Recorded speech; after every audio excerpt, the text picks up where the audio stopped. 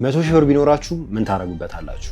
አሁን ላይ 100 ሺህ ብር ይዛችሁ ሴቭ ብታረጉት ከአንድ ዓመት በኋላ ከ20 እስከ 30% ኮምፕሊትሊ የመግዛት አቅሙ ይዳከማል። በዚህ ሁኔታ ገንዘብን ከማስቀመጥ ሚሊዮኖችን ሊያመጣ ወደሚችል ቢዝነስ መቀየር ነው ትክክለኛው መፍትሄ።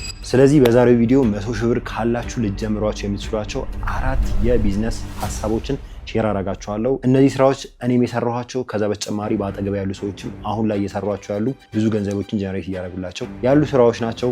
ናሆም 100 ሺህ ብር የለን የምትሉ ከሆነ ደግሞ ያለምንም ገንዘብ ስኪልም ባይኖራችሁ እንኳን ልትሰሯቸው የምትችሏቸውን 6 የትርፍ ሰዓት ስራዎች እዚህ ጋር አስቀምጬላችኋለሁ። እነሱን አይታችሁ ወደዚህ መመለስ ትችላላችሁ። 100 ሺህ ብር ያላችሁ ግን ወደ ቪዲዮ እንግባ። የመጀመሪያው በ100 ሺህ ብር ሊጀመር የሚችል ስራ ሃውስ ሬንት ነው። ባጭሩ ቤት ማከራየት ማለት ነው። ሲምፕሊ ቤት ማከራየት ሳይሆን እንግዲህ ቤት ለማከራየት ቤት ሊኖራችሁ ይገባል፣ ግን ቤትን ተከራይቶ ማከራየት ማለት ነው። ይህንን ብዙዎች እየሰሩት ነው፣ ግን ድምጻቸውን አጥፍቶ ነው ሰዎች ይህንን ነገር እያደረጉ ያሉት። በጣም ብልህ የሆኑ የተለያዩ ቼኖችን ዘርግተው የሚሰሩ ሰዎች ሁላ አውቃለሁ እና 5-6 ቤቶችን አንድ ሰፈር አካባቢ ተከራይተው እነሱን ቤቶች ተከራይተው በማከራየት ነው እየሰሩ ያሉት። እንደዚህ አይነት ቦታዎችን የት ነው ልታገኙ የምትችሉት? አዲስ አበባ ከሆናችሁ በጣም ሲምፕል ነው። ልክ እንደነ ጋርመንት፣ ቱሊዲምቱ፣ ጣፎ የመሳሰሉ ቦታዎች ጋር በጣም ብዙ ኮምፓውንዶች አሉ። G+2 G+3 ቤቶችን እየተከራያችሁ መስራት ትችላላችሁ። ክፍለ ሀገር ከሆናችሁም አሁንም ግቢ እየተከራያችሁ ይህንን ስራ መስራት ትችላላችሁ። በ100 ሺህ ብር ይህንን ስራ እንዴት አድርገን መጀመር እንችላለን ብላችሁ ካነሳችሁ ላይ ደግሞ እኔ እስከማውቀው ድረስ ምንድነው አትሊስት አንድ G+2 G+3 ቤት እንኳን ከ50 ሺህ ብር ጀምሮ የሚያከራዩ በጣም ብዙ ሰዎች አሉ። እስከ 100 ሺህ ብር እንኳን ሊሚታችሁን ነክታችሁ ብትሄዱ ምንድነው የ2 ወር ነው ብዙ ጊዜ የቤት ኪራይ ሊያስፈልጋችሁ የሚችለው። ስለዚህ የ2 ወር እንክፈል ብንል ምንድነው 100 ሺህ ብር እጃችሁ ላይ ያለው ኦሬዲ 100 ሺህ ብር ደግሞ እንግዲህ ከምታውቁት ሰው ወይ ከቤተሰብ ተበደራችሁ ኦነስትሊ ነው የምላችሁ ስፔሻሊ አዲስ አበባ አንድ ቤት ለመከራየት በጣም ከ24 ሰዓትና ከ48 ሰዓት ያለፈ ጊዜ ነው ያለው። በሁለት ቀን ውስጥ ተመልሶ ያ ቤት ሊከራይ ይችላል። ስለዚህ ለ4-5 ቀን የሚያበድራችሁን ሰው ጠይቃችሁ ተጨማሪ 100 ሺህ ብር እንኳን አግኝታችሁ በ200 ሺህ ብር ለራሱ ይህንን ነገር ስኬል አድርጋችሁ ቤቱን ብትይዙ እንዳልኳችሁ የእናንተ ብር 100 ሺህ ብር ነው፣ ግን እስክታከራዩ ድረስ የሚታገሳችሁ ነው እያልኳችሁ ያለሁት። ግን ሞስትሊ ደግሞ በ50 ሺህ ብር አሉ አሁንም ሊከራዩ የሚችሉ ቤቶች። 50 ሺህ በሁለት ብናባዛው 100 ሺህ ብር ይሆናል ማለት ነው። ቢዝነስ ሞዴሉ ደግሞ እንዴት ነው ካላችሁ ሲምፕሊ ቤቱን ትከራያላችሁ። ቤቱን ከተከራያችሁ በኋላ ደግሞ ያሉትን ክፍሎች በስርዓት ውስጥ ካም በማድረግ ዋጋ ወጣችሁ የእናንተን ፕሮፊት ማርጂን አስጠብቃችሁ ለሰዎች ማከራየት ነው ማለት ነው። ለምሳሌ G+2 ቤት ካላችሁ እዛ ውስጥ 5 ክፍል ካለ በ40 ሺህ ብር ወይ በ50 ሺህ ብር ከሆነ የተከራያችሁት 10 ሺህ አራቱን ቤት አከራይታችሁ አብዛኞቹ G+2 3 ቤቶች ደግሞ ማስተር ቤድሩም አላቸው 15-20 ሺህ ብር ብታከራዩ 5 ሺህ 10 ሺህ በትንሹ ነው እያልኳችሁ ያለሁት እና ከምትከፍሉት ክፍያ ላይ ከ10 እስከ 20% ፕሮፊት ማርጂን እየያዛችሁ ልትሰሩት የምትችሉት ቢዝነስ ነው። ይህ በጣም ብዙዎች እኔ ማቃቸው በአጠገብ ያሉ ሰዎች ኢቭን የኔ ወንድም ለራሱ እንደዚህ አይነት ቤት አለው G+10 ቤት አለው። እሱ የራሱን እንግዲህ 20 ምናምን ሺህ ብር ቤት በነፃ እየኖረ ሌላውን ቤት ግን አከራይቶ ጀስት ከሬንት ፍሪ ለራሱ እየኖረ ያለ ሰው ነው እና ገንዘባችሁን አስቀምጣችሁ ከአንድ ዓመት በኋላ 20% 30% ኢንፍሌሽን የዋጋ ንረቱ ከሚጎዳባችሁ እንደዚህ አይነት ስራ እየሰራችሁ አትሊስት በየወሩ 10-15 ሺህ ብር ተጨማሪ ማግኘት ትችላላችሁ። ከዛ ገንዘብ እያባዛችሁ ስራውን እየተረዳችሁ ከሄዳችሁ ደግሞ መጀመሪያ ላይ እንደነገርኳችሁ 4-5 ቦታዎች ጋር የተለያዩ ቤቶችን እየተከራያችሁ እስከ 10 ቤት ድረስ ተከራይታችሁ አስቡት። በጣም በብዙ 100 ሺህ ብሮች ልታገኙበት የምትችሉት የስራ ዘርፍ ነው ማለት ነው።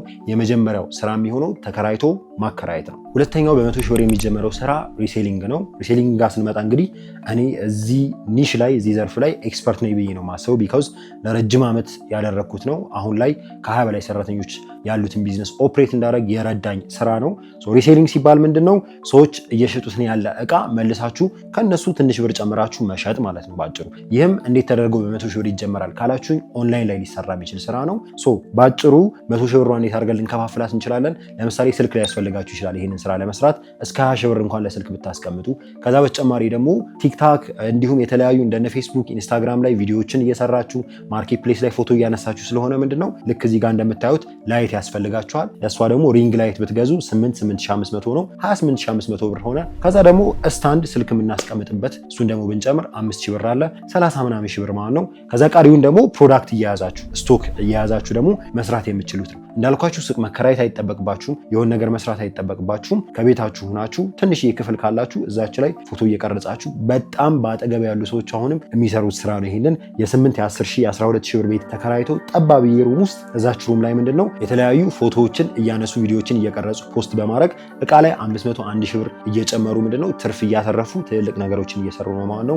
እዚህ ጋር ለዚህ ሁሉ ነገር እኔ ምስክር ነኝ። አሁን የምታዩት ኤቭሪቲንግ G+3 ኦፊስ ተከራይተን እየሰራንበት ያለ ነው። ሾሩም ያለው ቢዝነስ ከበላይ ሰራተኛ ኦፕሬት እያደረገበት ያለበት ትልቁ ምክንያት ምንድነው ከሪሴሊንግ የተነሳ ነው። የተለያዩ ሰዎችን እቃ እያሻሻጡ የተለያዩ ሰዎችን ስራ እየሰራው ነው የጀመርኩት። እናንተም ይሄንን ነገር ማድረግ ትችላላችሁ። ምን እቃዎች ማርኬቱ ላይ ተወዳጅነት አላችሁ ካላችሁ ደግሞ ለዚህ ቢዩቲ ፕሮዳክቶች የመዋቢያ ቁሶች በጣም እንደነ ሽቶ እንደነ ፌስ ሲረሞች በጣም ቆንጆ ናቸው። እነ ዶክተር ራሽል የሚባሉት የፀጉር ፕሮዳክቶች ይሸጣሉ ኦንላይን ላይ። ከዛ በመቀጠል ደግሞ የቴክ ፕሮዳክቶች አሉ። የቴክ ፕሮዳክቶች ጋር ስንመጣ ደግሞ እንደነ ስማርት ዋች፣ ስልክ፣ የስልክ አክሰሰሪዎች ከዛ በተጨማሪ ደግሞ አንዳንድ እንደዚህ ፓወር ባንክ መሰል ፕሮዳክቶችም በጣም ኢፌክቲቭ ናቸው። ቶሎ ሊሸጡ የሚችሉ እቃዎች ናቸው። ከዚህ የዘለለ ዴይሊ እንደዚህ አፓረል የሚባሉ አለ አይደለ እንደዚህ ዴይ ቱ ዴይ አክቲቪቲ ላይ የምንጠቀማቸው እንደነ ክሎዚንግም ሊሆን ይችላል ልብሶች ምናምን ቦንዳዎች በጣም ኦንላይን ላይ የሚሸጡ እቃዎች ናቸው። እነዚህም ፕሮዳክቶችን ትንሽ ብር እየጨመራችሁ ብትሰሩ በጣም ኢፌክቲቭ የሆነ ላይፋችሁን ኮምፕሊትሊ የሚቀይር ነው። አሁን በጣም በብዙ ሺህ ብሮች ጀሬት እያረኩበት ያለሁበት ትልቁ ቢዝነስ ነው ሪሴሊንግ። በሁለተኛነት አስቀምጥላችኋለሁ። ይህንን ደግሞ ዲቴይል መረዳት የምትፈልጉ ከሆነ የሰራሁላችሁ ፉል ኮርስ አለ። እዚህ ጋር በምታዩት ቪዲዮ መሰረት ሂዳችሁ ቼክ አድርጋችሁ ሙሉን ኮርስ ወስዳችሁ ቀለል ባለ ሁኔታ መጀመር ትችላላችሁ። ወደ ሶስተኛው እንሂድ። ሶስተኛው የ100 ሺህ ብር ስራችን የሚሆነው ምንድነው ከመኪና ጋር የሚያያዝ ስራ ነው። አሁን ላይ እንግዲህ የመኪና ቴክኖሎጂ በጣም አድቫንስ እያደረገ ነው።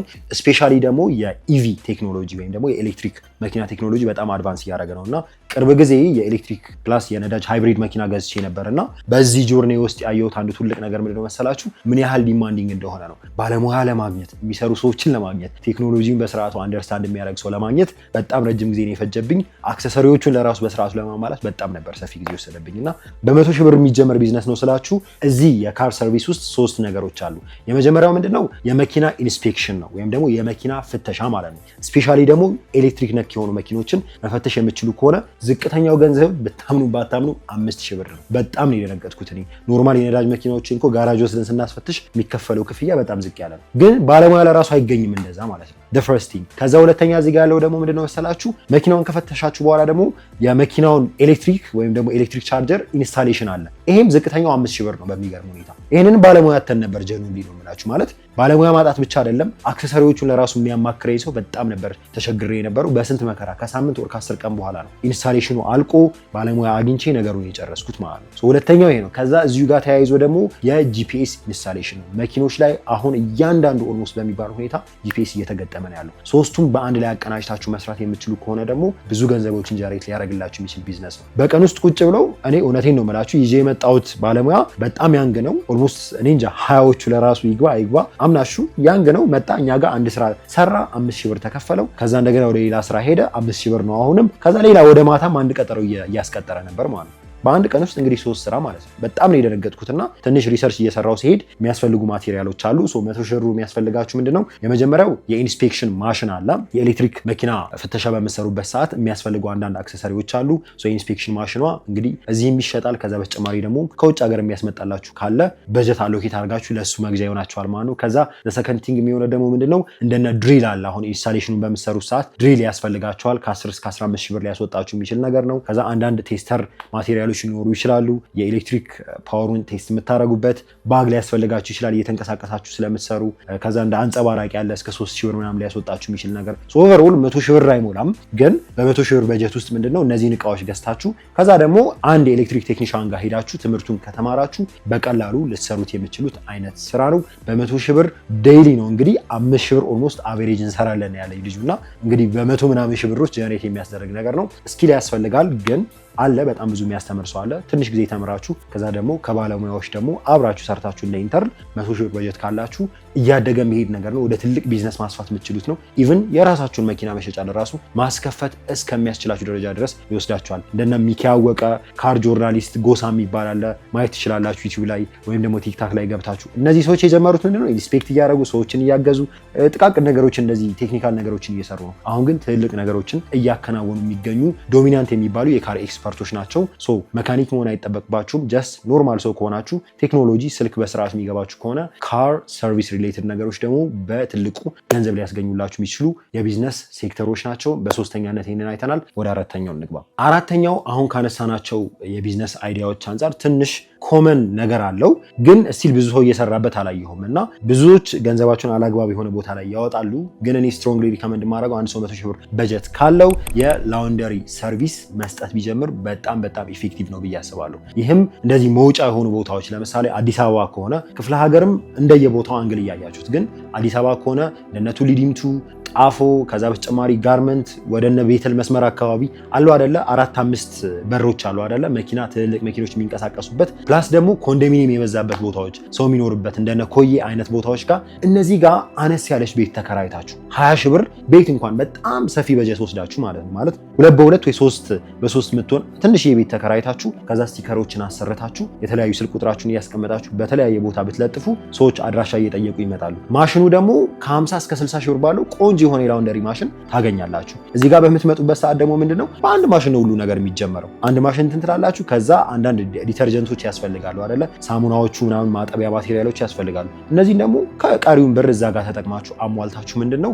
በስርዓቱ ልትሰሩት የምትችሉት ቢዝነስ ነው። 100 ሺህ ብር ካላችሁ እኔ የላውንደሪ ቢዝነስ በጣም አዋጭ ነው። አንድ ልብስ አሁን የሚታጠብበት ብር ቀላል አይደለም፣ በጣም በብዙ ብሮች የሚቆጠር ነውና አንድ ሰው የተለያዩ ሰዎችን ልብስ እያጠበ ገንዘብ ጀነሬት የሚያደርግበት ትልቅ ቢዝነስ ነውና የላውንደሪ ሴክተሩ በጣም ኦፕን ነው። ብዙ ሰው ሊገባበት የሚችል ነገር ነው። ኮመን ሊመስል ይችላል፣ ግን በተለያዩ ብራንቾች ሁላ መስፋት የሚችል ነው። ጀኑንሊ ነው የምላችሁ። እኔ ጊዜ ካለኝና ነገሮች ከተመቻቹ እጀምራቸዋለሁ ብዬ ካሰብኳቸው ፕሮፌሽናል በሆነ መንገድ እሰጣቸዋለሁ ብዬ ካሰብኳቸው ሰርቪሶች ውስጥ አንዱ ነው። ሶ የላውንደሪ ሰርቪስ በጣም ቦታዎችን አጣርታችሁ አይታችሁ ቼክ አድርጋችሁ 100 ሺህ ብር ካላችሁ በደንብ ሰፋ ብላችሁ ልጀምሯቸው የሚችሏቸው ስራዎች ነው። እንግዲህ አራቱ በ100 ሺህ ብር ሊጀምሩ የሚችሉ ስራዎች እነዚህ ናቸው። ግን ኮመን ሆነው ደግሞ አሁንም በ100 ሺህ ብርና ከዛ በላይ ሊጀምሩ የሚችሉ ስራዎችን ደግሞ ሊስት ላድርግላችሁ።